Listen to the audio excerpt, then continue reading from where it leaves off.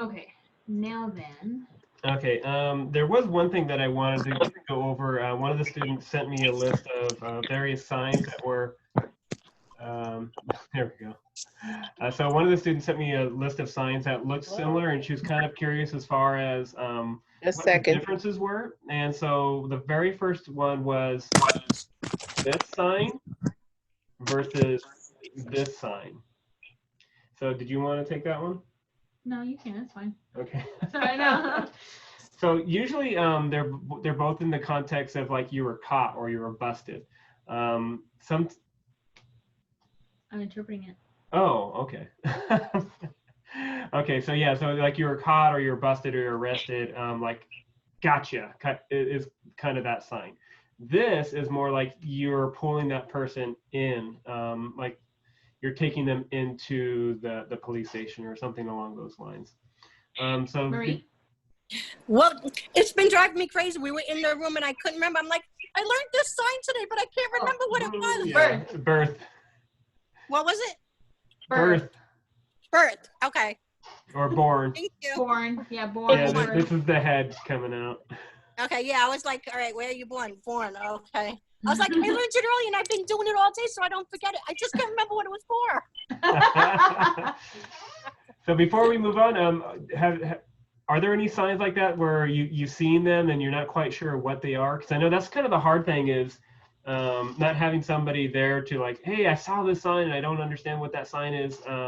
So are there any questions as far as that? Because that is really hard to look at. I see somebody doing that a lot of times. Yeah, so this is like you're visualizing something. Mm-hmm. So it's not like a picture, but it's like you're bringing it to life and like kind of think of like a dream bubble, and you're visualizing that thing becoming a reality. Okay. Yeah, because that's the tricky thing is like, oh yeah, I want to know the sign for like birthday. You type in birthday and there's the sign. But then the other way around, you're like, I see that sign, and there's no way to look it up. So I know that can be a real struggle. So before we go on to the list, are there any signs like that you have questions about? Olivia? Can you hear me? Okay, so like I know this one's soon, right? Or train and name. So you have, this is more like temporary, brief, temporary. You can utilize it as soon. I've seen it done in that context as well. But Or you'll soon. see brief, temporary, name. Train. Okay, train and then sit. Sit. Mm-hmm. Okay. Yep. Yeah. Yeah, I can't remember if it was you or somebody else, but one student said that they had an ASL instructor teach all of those signs on the same day. Yeah, I keep forgetting. I can't remember anymore. Oh yeah, Subway Also called goes in that Subway or in that versus New York. like name called is you might Yeah, see like- that too. Yeah. Oh yeah. Called. Mm-hmm. Oh, Yes. and eggs. Eggs. I would get confused Yeah, with eggs. eggs. That. Oh Bacon. gosh. Mhm. Spaghetti. Yeah, I don't know. Have any? Stephanie? Oh, go ahead. Where you at? Spotlight video. Go ahead. I had a question about this sign means cherish or precious, but there's like a negative connotation if you use a different face, like not sure if it's once or twice or. I've never. Well, okay. So there's cherish. Yeah. There's underwear like chonies, which is under the skin. I don't know if that's a Texas thing. But as far as seeing this in an aggressive way, I've never seen it. Not to be confused with angry, which is similar. It's just here, and so you have that, which shows in your face. No. But I've never seen it this way in an aggressive Yeah. I manner. saw it in one of the I would dictionaries. say like maybe in a sarcastic way, like I don't know. I know I have that brother, and he's just like I have to cherish him, Like it's like a. and like maybe more in a sarcastic way.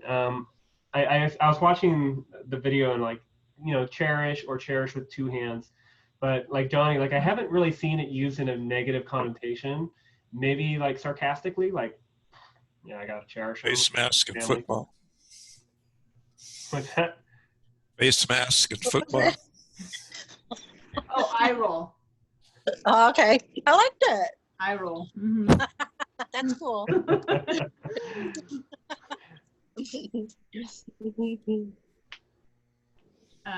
Sherry's on mute. Did you want to say something, Sherry? You don't read lips? No, You know what? We've gotten better over the years, to be honest. I forgot I put it on. I want to say like I used to do something or a long time ago or in the past, and I'm having trouble. I know this is, in the past, but how do I say I used to do this or I used to be like this? Okay. Before. Yeah, and this can be a tricky thing because it can mean a lot of different things Yeah, depending because on. that's back too. So like this could be past, it could be before, it could be a long time ago. Sometimes you, instead of signing last week, some people will do week last or last week. And yeah, so that it can be a little tricky, but basically this is the time, the timeline, right? So your body is the timeline. Anything going forward, like will or future, goes Right. forward in time. Next week goes forward in time. Last Right. week goes backwards in time. And so anything that's in the past kind of goes over the shoulder. You just shove her. Okay. And actually that relates to one of the videos that I got over the week where they're talking about, past or behind, or then this one with a thumb. So this one with a thumb is more of like, I refuse to do it. So it's not time-based. It's not like a time parameter or anything, but it's like, I refuse, like that class, I'm not going to go. I refuse to go. Versus, last week we had a class.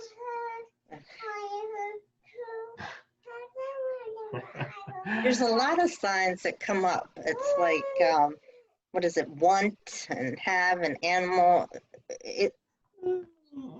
Yeah, for sure. And that yeah, so I start have, to. fault, animal, young. Tired. Come on, baby. Live. It's like my recall is. Yeah, so live, young, animal, address. Mhm. Okay. How do you say? I will. How do you say what was that? Like if you heard something loud, what was that? So I've done like, what was that? Like, so I'll do it one-handed. That's more of like a, not lazy, but slang way of doing it. Cause you go, what's that? And I go, what's that? And it's real quick. So what's that? What's that? Like more relaxed. Yeah, more relaxed. Casual versus proper. Another one, Kim? Whoops. How do you sign retired? With ours, retired. Okay. Scooch. So yeah, it'd be with an R, ours, retired. I've just Sometimes seen vacations would be. this. Yeah. You'll see this. It's real English, but Yeah, the vacation, retired. Another one was famous versus success. yeah. So Famous. famous because it's a subtle movement. So famous versus success flips out. You have success, famous. It bounces. Famous. Yeah, Success. and usually the mouth is going to be different too. So famous, sometimes you'll mouth famous, or versus success, which will be followed with the pa mouth morpheme. So pa. Pa, sometimes it comes from the chin out, other times it comes out away from the body, or sometimes it gets really exaggerated, like pa, like you're almost like you're crossing the finish line. So how do you guys sign finally? Because I've seen it like that as well. Finally, I do like, finally. Yeah, finally. this would be like more along the lines of the context of success. Yeah. Like, hey, yeah, we finally finished class, pa, I'm done, I'm Uh-huh. finished. Because I've seen finished too. I don't think you always do the paw when you do success. You can have water. Yeah, that's So I a good have point. a Probably question. not always, but like a lot of times, like the paw it always means success, but success doesn't always mean paw. Right. I have Right? a quick question. I work with a lot of younger girls, so there's like new slangs going out now, and there's this girl that always says period, like with the T. How would you sign that? What? Period? Yeah, instead of like period, it's like a new slang. They use like period, like it ends with a T. In what context are they referring to it? Like a So, period like, if at there's- at the end of a sentence, or the other kind of period? I think it's used like that's that, and you're not gonna change my mind from that Oh, like opinion. Boom. Like full stop. Okay. That's it. The So end. if somebody's like, this is it, period. I mean, even if they say it with a T, it's still the sign would go. Okay. Period. Yeah. I think you just kind of have to add that kind of attitude into your facial expressions and body language. It's all in the face. It really is. Let's see here. This is another one that I thought was kind of interesting, is power versus strong. So there's a sign for power that, it's like you got like a big giant muscle there compared to this, and then compared to like strong. And so like this is more like it's a very powerful movie to watch, or that person just had power in their voice. This one is like the physical muscle, like he's physically strong. And then the other one is like strength, as in like, oh, he's healthy, he's confident, he's strong. And so they're really subtle, and the context is really going to change the way that you would use, or which sign you would use each one of those. Mm-hmm. Does that also refer to energy? Energy with ease, but this could also be energy as well. Is there a sign for brute? Brute? Like brute force? Brute, like my grandson's a little chubbers. I call him the little brute. So would you mean like brute as in strength, or brute as in big, or He's big. He's like he's solid. Okay. Like my nephew, but yeah. A lot of some words are kind of hard, like with what he just did there, where he was just like, I mean, it's like there's these signs that don't have an English word to them that can make things hard. So if you notice certain signs that we do when like we interpret, there's certain signs that just don't have an English word to them. They're just their own entity, but the meaning behind it is the same. Oh. I think that gets you hung up sometimes, because when I'm talking, I'm like, yeah, and that can be hard too, because you're wanting to sign when you're trying to have a conversation. You're thinking in English grammar, so naturally you're going to want to sign like these certain words that don't typically have a sign to them, or it's not a sign that's used. So it can be kind of hard, like, okay, I want to sign this, but it doesn't come out right. And sometimes it's because we're overthinking it, or we're thinking too much of the English aspect behind it. Kind of like the sign he just did, this. There's no real word to that, but it symbolizes and shows what it is that your mind's doing. It's rapidly thinking, overthinking, overprocessing. You can't really peg a specific word to that. You can, but it's like a variety of different words that all mean the same thing. So that can be kind of hard when you're wanting to sign. Same when you're watching somebody sign and you're using your receptive. And like he did this. Now, if I wasn't talking and all you saw was him do this, would you have thought over processing, your mind racing? Is that a word that would have come to you when all you saw was him do? Brrr? I mean, maybe not. And you might have gotten stuck on that word. But depending on context, you might have been able to, okay, that's near his mind. He's talking about thinking. It has to be related to that. So sometimes if we overthink certain things or get stuck in a certain way, it kind of makes us stuck in the conversation. Yeah, I like that. How do you say use your head? Just like Or that. like be smart. Again, like the way you want that to mean could change the way you sign it. And Like, that's hey, use your head. I'm like, woo, Instacart. oh. My Instacart person arrived. But yeah, I'd be like, think. Kind of reminds me. I just introduced my daughter to Winnie the Pooh, and he was sitting there going, think. So it just kind of depends, on your context. Use your head, like think about it. Or if you're like, why didn't you, duh. It's like there's certain signs that you can use for that. But yeah, like duh. I've seen a few. I've had a client who went DUH, duh, real quick, duh. Oh, I've seen duh. Like, I mean, it just kind of depends. There's so. Usually that's dumb though. Like It dumb. is, but I like that usually means like stupid or dumb. But in that context, when I've seen them use it, it was like, duh. And I'm like, wow. So, yeah, that's a fun one. Wow versus wow versus wow. You can eat if you want. Wow. Or wow. Wow. Wow. I forgot. I did something else too. Mind Wow. blown. Have you ever seen this sign? Like, I was shocked. Like, Would that also be interpreted as like mind blown, or would that be more like that would be like mind blown.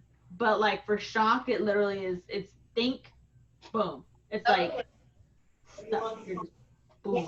Yeah, and sometimes that can mean like you're in shock, not like it was that was shocking, but like you're in physical like PTSD. You're shocked. We've used that sign medically as a medical interpreter. My client was in shock. So when the doctor is like, "Are you okay?" I'm I up think to you're my in shock. elbows in I think you're in shock, and it kind of ties in with that. So, and another thing, you did context like that. Is that usually what you use? Because I use that one more. This?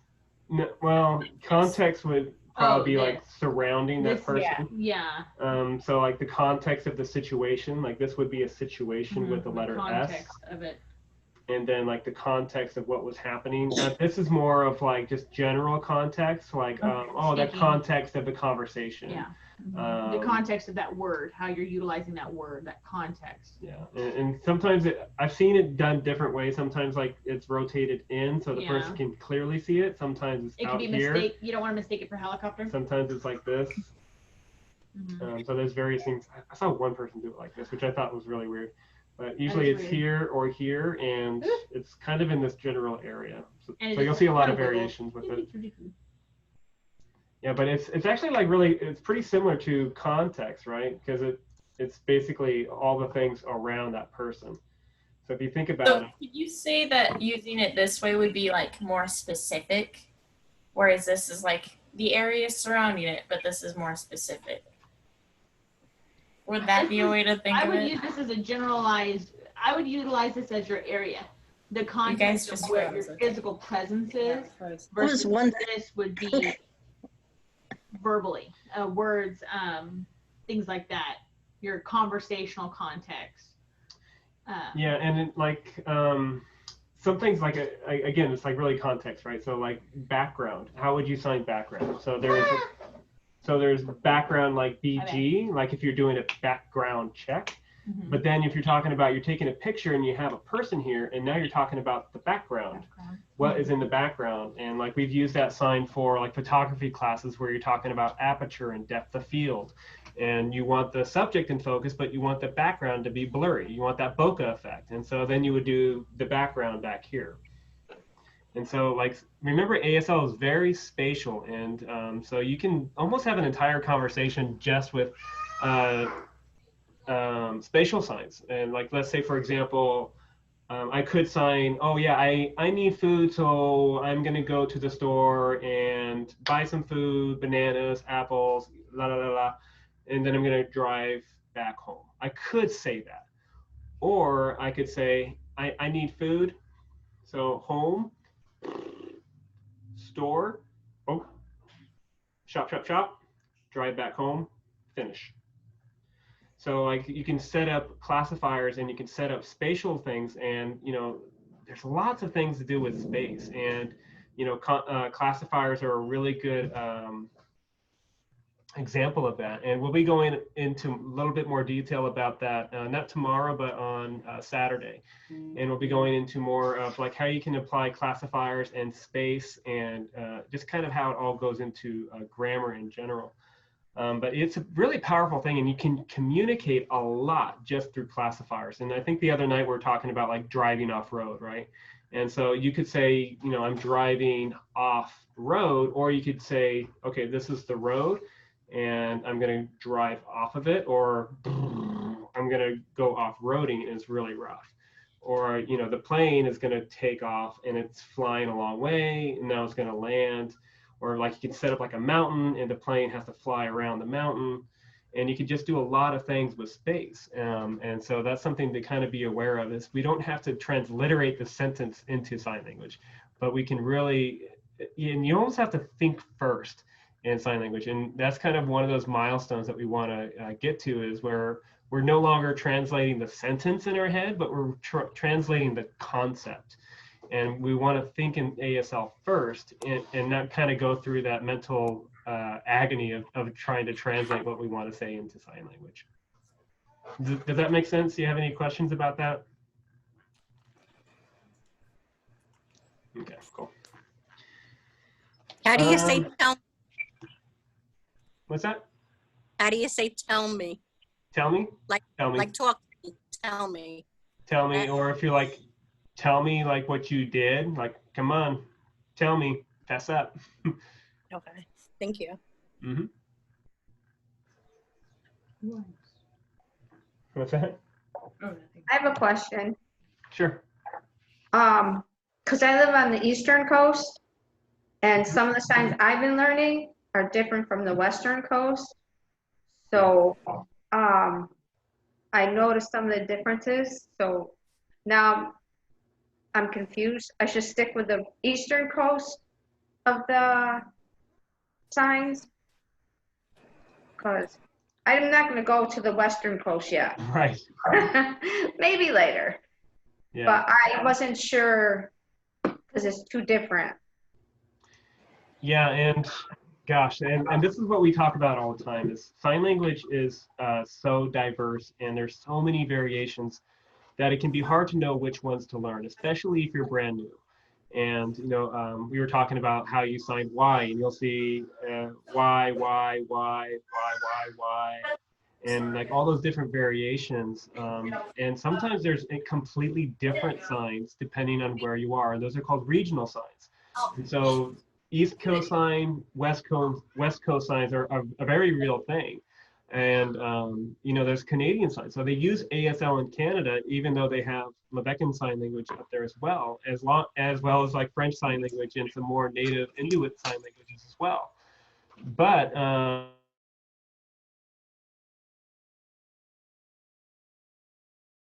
familiar with how your local community signs, and you're going to be communicating with, even if they're not like in your local area, but let's say you're going to be communicating primarily through or to a certain individual, you want to really match that person. And you want, the whole purpose of learning a language is to communicate and be understood and understand each other. And so like as interpreters, like we have to understand what mode they are from, what region they are from, and really change and adapt so we can readily be understood. And so when we interpret, they can understand.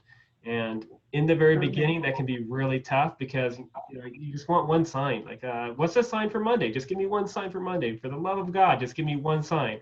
But then you end up having to learn 4 or 5 variations, because those are out in the wild. And if we're on social media and we're watching videos on YouTube, it can be really hard to differentiate what's West Coast, what's East Coast, what's Canadian, and all these different local signs. It can be really tough, but that's where that exposure aspect that I was talking about this morning, learning like a child, you just expose yourself to mountains of information and content. And, our brains are really good at cataloging and picking up on those patterns. And the more content that we really expose ourselves to, we're going to be able to just become more familiar with it and kind of categorize those things later down the road, and we'll be better able to differentiate it. So long story short is, learn the signs that are most used to the people that you're going to be communicating with. And then you can go. I see Stephanie saying like, it's like soda pop, Coke, soft drink, etc. Yeah, that's a really good example. Like I'm Californian, but my family and I, we moved up to Washington in the late 90s, and nobody said soda. We were soda kids, and everybody was soda pop up there. And you'll see those variations. Like you say pie in California, and you think of like a cherry or apple pie. You say pie in New York, and you're thinking pizza, right? And it's just languages. And English is a good example of how that kind of language can change depending on not only what state you're from, but what culture you're inundated with, or what country you're using that language in. You talk about car parts in the US and you're talking about trunk and hood and bumper. You go to the UK and it's skirt and bonnet and boot. And so it's like an entirely different language, even though it's still English. And sign language is not immune to that. And there's so many variations, but just try to expose yourself to much of the language and use what you know so you can solidify what you're learning. Mm-hmm. Okay. Yep. Thank you. Johnny's not the only one that can rant. How are we doing on time? 5:07. We have a few more minutes if anybody wants to ask any more questions or. There are a lot of comments. Salt too. Salt. So like I think that was kind of like train, name, temporarily, brief. And so yeah, you can add salt to that list too. Is cinnamon similar to that? LA versus New York. Excited versus what's up. Hey guys, I put my name in the chat if anybody wants to practice during the week. Yeah, and that's something I encourage all of you too is, you don't only have to chat and practice during these sessions. Feel free to exchange information, FaceTime or Instagram, or you want to do Zoom meetings your own. I highly encourage that. The more practice and the more we actually use the language, the better we're going to get. So go ahead and feel free to use this as a platform to make those connections, and also feel free to connect via the Facebook group. Isabella? It doesn't have to do with the boot camp, but how do your weekday classes work? Because I've seen those before. So weekday classes? So I heard of outside. On Wednesdays? Yeah, I just keep hearing Wednesday classes. Oh. So what are those? So on Wednesdays, we hold group practice sessions just like this, like what we're doing tonight, but every Wednesday, and they're free. So we've been doing that since April, ever since COVID started, and it's something that we've been continuing doing because it's been so successful. We usually have about 40 people on that, and which is separate from this. So there's a whole other group of people that we are connected with. Some of them are here tonight. But a lot of them aren't. And so we practice with them, and we have some from Brazil, from Japan, Canada, from the UK who join in on these group practice sessions too. So we have some who are deaf that join and show up during our group practice sessions as well. But we put it on pause this week because of the boot camp, but starting next week, it starts back up again every Wednesday at 5 p.m. Pacific time. And it lasts about an hour, same kind of thing, just like this. It's where you guys practice for 30 minutes. And then afterwards, it's a Q&A, and somebody usually has a question, or we kind of do like a hot topics about different things. People ask about interpreting vocabulary, interpreter scenarios, things like that, that people like to, talk about. It's like a round table discussion. I had a quick question for you guys. Can we continue these weeklies for like forever? Just wondering. Yeah, that's the plan. We plan on doing these for as long as we possibly can for the Wednesdays for free. Will be for the foreseeable future. We don't plan on stopping. I had a quick question for you guys. Since you guys are interpreters and I want to become an interpreter, how do you guys switch from transliterating to ASL? Because for my transliterating class, that's been hard for me. Like I've been staying more on the English word base and kind of forgot like to go back to the or like the original like ASL interpreting. Right. Well, I had that discussion about an hour ago with one of my students who I do the interpreting training with. So real quick before we get started, someone's asking what is transliterating. Basically, you're translating word for word. So literacy, the literacy part of it, and trans as far as you're translating it word for word. So I am going to the store versus no, that's C sign. That's C sign. Transliterating is different for us. Go ahead and explain, Stephanie. For our program, because she's in the same program, it's basically this word order and you're mouthing, but you're doing it conceptually. So you do the ideas more, but you do the prepositions as well. Texas is very strict, let me tell you, and they have like some of the strictest standards in the nation. I'm confused what she said. So she's saying that it's not word for word, and it's not the prefixes and the suffixes like Scene Sign would, like a manually English version of sign language. It is word for word. So if we were to say like, welcome to my house, it would be welcome to my house or house.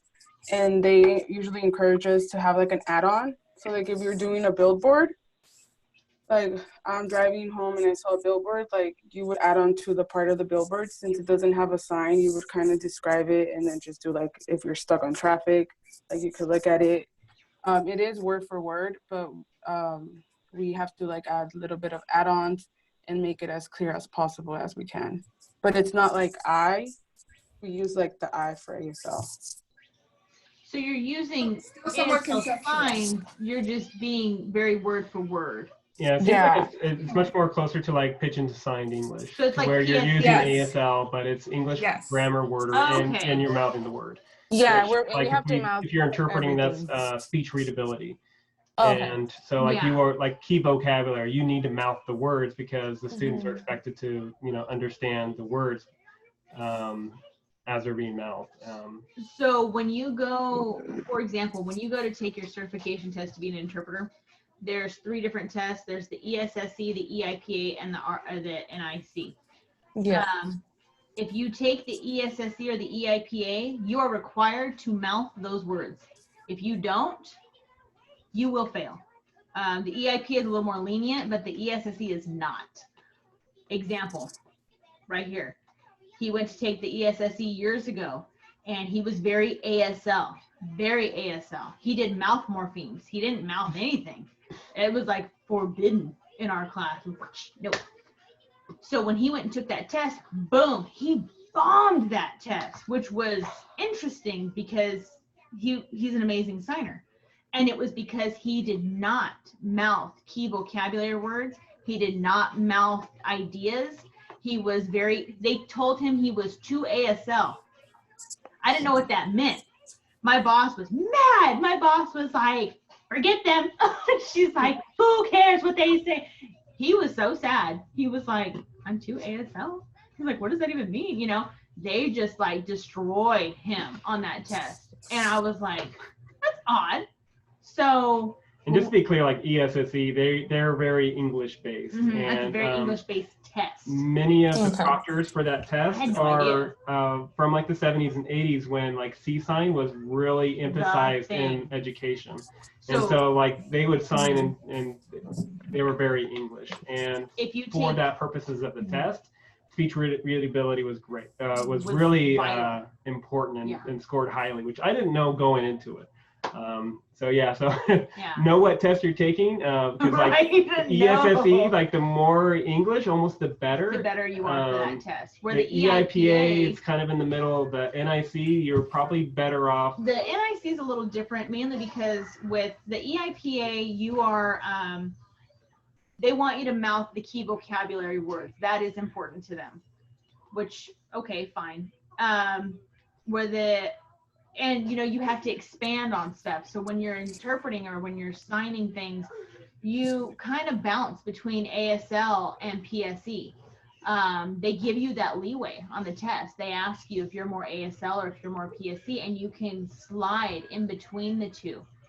So depending on, because with educational interpreting, it varies based on student. He had a student at college who told him, I want to know everything in English grammar, and forced him to interpret that way because he wanted to know how to read English perfectly.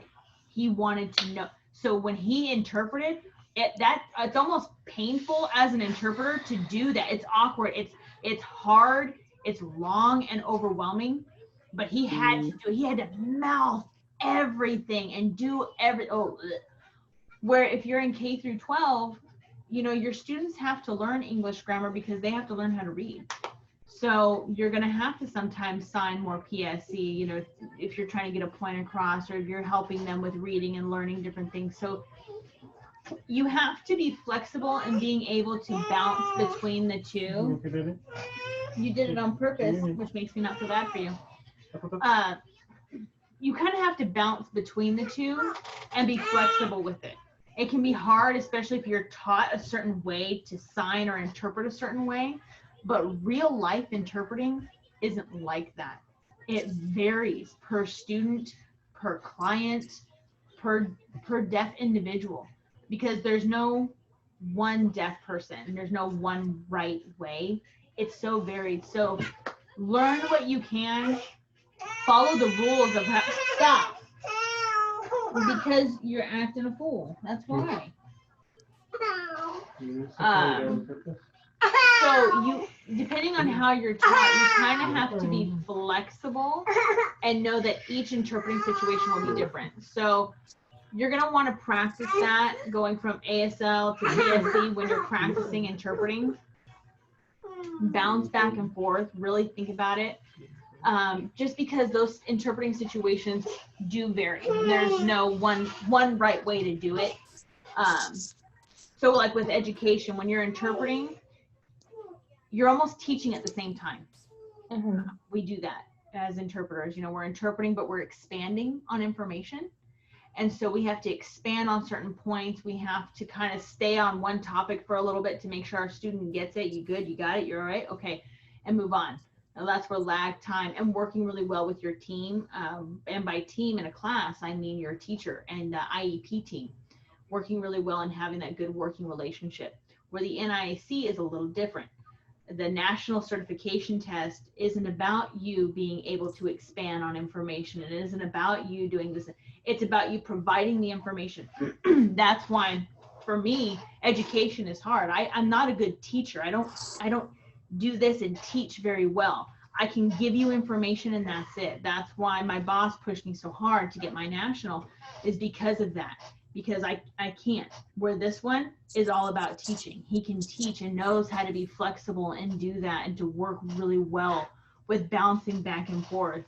So when you go to take your certification test, and I don't know, each state is different as far as what they require. Yeah, here in Texas, we have the BEI, and then you have to wait a few years to get to try and do the NID, I think.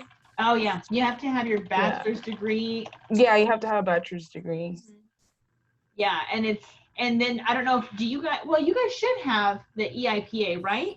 The educational K through 12 certification. Because when you look on the test proctors, they're all over. Yeah, because like the EIPA, they have like a list of all the states, and like the requirements for the scores in order to like pass are different. Huh?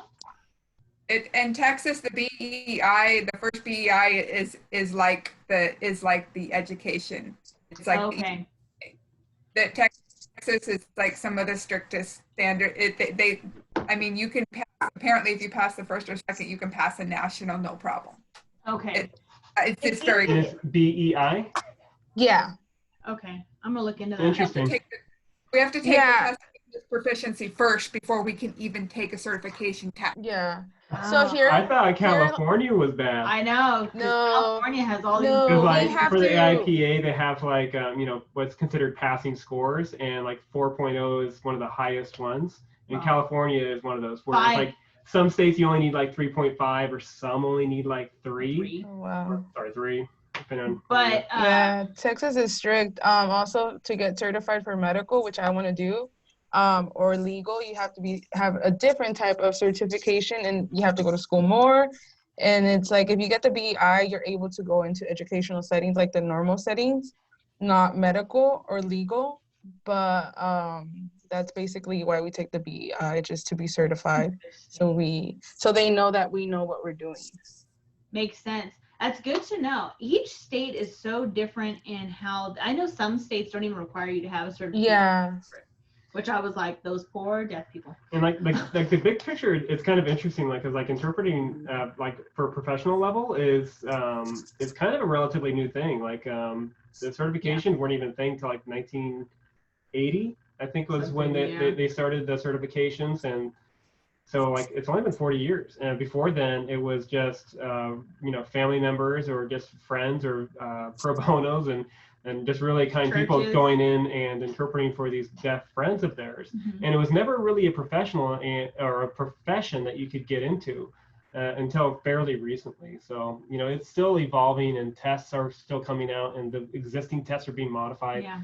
And some of them haven't been modified since like 1980. If you ever take the ESSE or the EIPA, they like, oh yeah, over in the Soviet Union, this, that, and the other thing. I'm like, wait a minute. How do I sign that? Yeah. You're talking in present tense? So when you, definitely do your research. And like I said, for everybody's state is different. Everybody's tests are different. So yeah, it just kind of like, I don't know. Nice. Oh, hold on. I'm going to spotlight you. There we go. 2012 Study Guide for Interpreter Certification Candidates, Board for Evaluation of Interpreters. BEI. Wow. That's crazy. It's interesting how every state is different in what they have. And yeah, I mean, we're still learning. It's crazy. Mm-hmm. And there's so much to everything. And too, interpreters, the deaf community is small. The interpreting community is even smaller. There's not a lot of us. And so there's always a need for interpreters. But I told this to a friend of mine once who told me, I want to be an interpreter. And I said, okay, why? Well, because I know sign. And I said, that's an interesting thing. And I give this comparison because interpreting is not for everybody. It's a different type of skill. That just because I can drive a car doesn't make me a mechanic. Yep. But just because you can sign doesn't make you an interpreter, because it is a completely different set of skills that requires your brain to be able to process this information in a completely different way. It gives you headaches. Is lag time. Lag time is a huge struggle for interpreters, to where when you interpret, your first thing is you want to be word for word on top of that speaker and just go, go, go, go, go. I have an interpreter whose lag time is 30 seconds. Skill. She sits there for 30 seconds and listens. Gives me anxiety. I can't deal with it. I'm like, you drive me crazy. And she and goes. And she's good. She sits there. You can develop your brain to do that. I don't have the desire to have a 30-second lag time. 10 seconds is my max. And even then I start to get nervous, because you sit there and listen to this speaker before you start signing. You get the idea of what's being said, then you go. Because you don't interpret word for word. You interpret the idea and the main points of it, the concepts of what's being said. Because if you try to interpret word for word, the concept could get lost. Because English is not their language, that grammar. You're creating a picture. Our teacher says meaning over form. Yep. So she's like, we do it a lot of us in the classroom, where we're just like, we get frustrated with ourselves because you're thinking English, and you're like, have to process it and change it to ASL. And so she's like, meaning over form. Like, if you take out words, I don't care. Just give me the picture. Show me what it means, give me clarity, and I'm good with that. And sometimes it is hard. It's really hard. In your class, do they talk to you about discourse mapping? I've never heard of that. So maybe she might have another word for it, but probably, there might be a different term for it, but it's pretty much where you have the main idea, and then your objective is to add all the different details into that main idea to create your interpreting story. We call it discourse mapping. That's one of the things with our certifications they test you on. If you can, which nobody can discourse map in 5 minutes. You can't do it. You can't be dropped in the middle of a classroom and then discourse map in 5 minutes, but they think you can. But yeah, it's just these different things with sign language, with interpreting and things like that. It can be a challenge. There's a lot of information out there that maybe if you're new to sign language, that's a whole other world for you. Like, I didn't even know this kind of stuff existed. What are you even talking about? Oh yeah, it's a career that's enjoyable, but it's a career that takes a while to learn, get into, because I tell people who, my interpreters, most of them are educational interpreters, and then they come to me and they're like, Johnny, I want to be a medical interpreter. They've never done medical. And I'm very direct with them on it. And I explain to them, I need you to understand, if you want to be a medical interpreter, you have to know what you're doing. You have to know your vocab, because your client's life depends on you providing the most accurate information possible. And if you mess up, that's on you.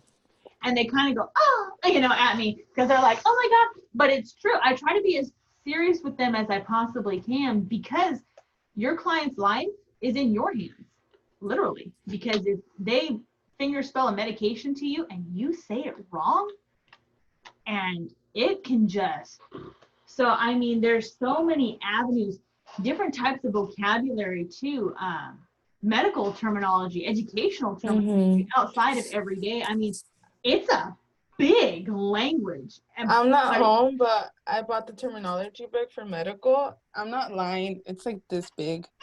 It's so big, and I was going through it, and I was just like, oh my gosh, these are like thousands of words in here, and yeah, you have to learn all that words for medical. But I seen an interpreter interpret medical settings, and I really like how she showed the picture, and she went like ASL. So it was just like, to me, it was really, really pretty. So I was like, ooh, that's like, you are able to like describe like really detailed, like the situation, or. Yeah, and that's where utilizing your classifiers comes into play. I don't know what group I was in when I did this. I might have already done it with you guys, and I apologize if I did, but there's a workshop that my boss went to in San Diego. Can't remember her name, but she talked about medical interpreting and utilizing classifiers and descriptive things. So for example, if you're talking about your heart, and you have to, I did explain this. Okay, good. So creating this 3D model of something, and it's just, yeah, I mean, there's a whole other world to sign language that a lot of people don't really think about, but it is fun. It's a fun career. I had some medical experience before I even went into interpreting. So for me, medical was kind of an easy transition. So if you already have that background, that's going to kind of help you a lot, because a lot of the terminology you already be familiar with, Lydia. Do you guys provide workshops for interpreting? We do. So we provide one-on-one tutoring specifically for that's interpreters. awesome. That's what I do as a career. I'm the lead interpreter for my company, and I train all of my 32 interpreters on a variety of topics, whether it's ethics, interpreter situations. There's a book, and you guys might, I don't know, I'm learning some new stuff because you're in a different state, so I could be wrong, but where's my book? There's a book that a lot of ITP programs, interpreter training programs, utilize this book, The Encounters with Reality, 1001 Interpreting Scenarios. Oh, no, we don't have it. Lydia but said you just bought that book? Can you guys upload the link to it so we could? I want to buy it. This book is interesting because it gives all these different scenarios. I have a workbook that I use with my interpreters too about ethical situations and how you would handle them. Was I in this group? It's about $60 on Amazon. Yeah, it's a little expensive. Yeah, my boss actually just bought me this one because we had one at the office, and all of a sudden I get this in the mail during COVID, and I'm like, what's this? And my boss is like, surprise, because she knew I wanted a copy for home. So I was like, yay! I was so excited. But anyways, it gives you these different scenarios and a deaf person's point of view on how an interpreting situation should be handled. And so it's kind of interesting. So here you go. I'll just give you this scenario real quick. In biology class, the teacher was doing a science demonstration that involved blowing into a straw and pushing air and water into sand. A student from the back of the room makes a comment about the teacher's blow job. I can see all the students' eyes turn to me to see my reaction and how I will sign it. An interpreter's perspective. All the students are fascinated with the dirty signs. My job is to make communication equal. The deaf students have just as much right to hear the derogatory remarks as the hearing students do. A deaf consumer's perspective. Of course, the interpreter shouldn't intentionally give the kids a thrill.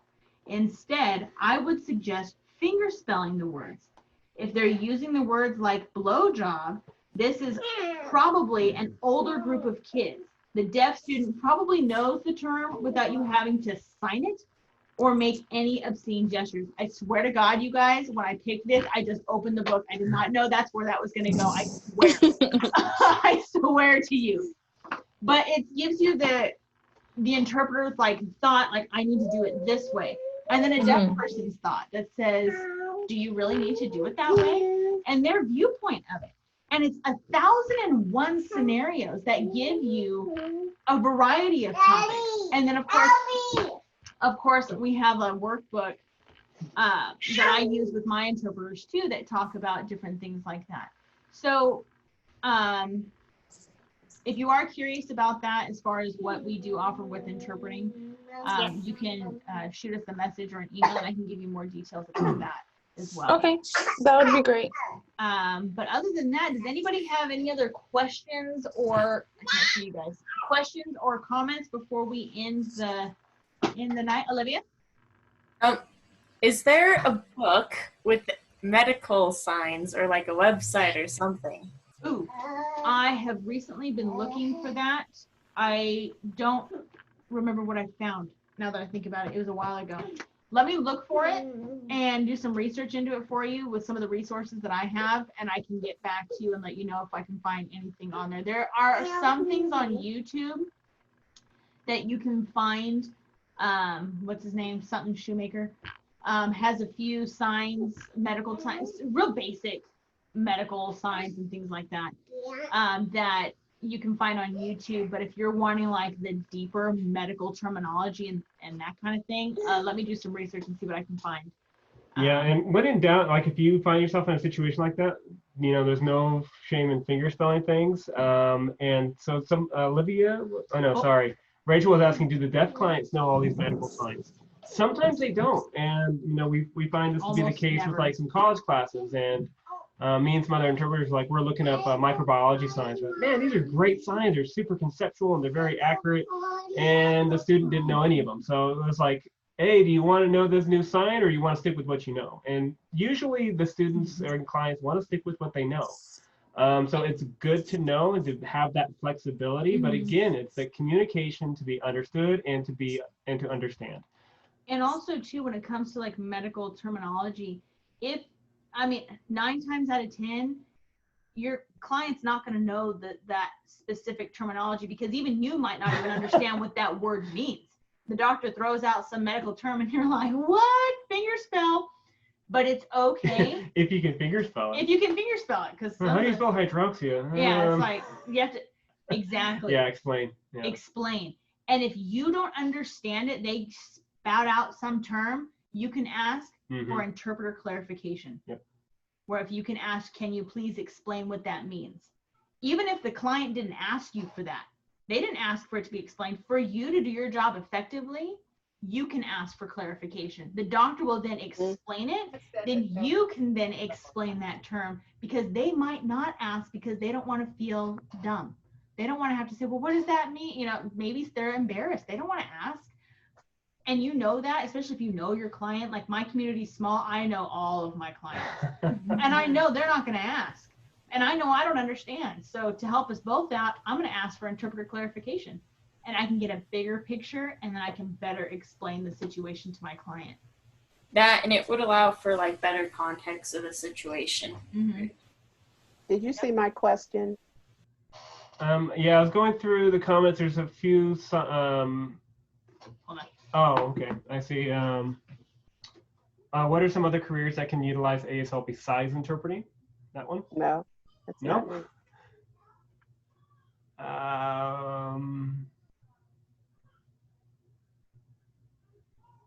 I don't think I'm seeing it unless it was from earlier. I do see some questions as far as. Mine's about advocacy. Oh, 'Cause I know advocacy. there's a great need for that. Yeah, absolutely. And so that is a good career if that's something that you would be interested in. Deaf advocacy is, defending deaf's rights. And, sometimes there's a company or a hospital that will refuse to give a deaf individual an interpreter. And so there's lots of different situations of that nature to where they could use an advocate, somebody to kind of fight their battles for them when they themselves can't do it. So that is definitely a career that you can look into. And just really quick to wrap things up, sorry, these sessions always end up lasting longer than we anticipate. Let's see here. Babe, somebody's asking Babe, kind of a sweetheart. And Monster, it was a scary monster. And let's see here. I think there was one more, but I can't find it. But again, we'll be doing this again tomorrow. So if we missed any of the signs, or if you have any further questions, you can reach out to us directly, or we can talk about it tomorrow's group class. Yeah. So it was really great seeing everybody. Thanks for being patient and sticking with us for the entire duration. I know, it was definitely longer than it probably was supposed to be, but I really enjoy all your guys' questions because sometimes, you want to know. And if you never had this question before and somebody asked, no, my camera. Sorry, guys. Maybe one day we can afford to get a new camera. They're expensive. But yeah, so yeah, love your guys' questions. Keep them coming. Yeah. Okay. Other than that, take care. We'll see you later. Bye, guys. Good night.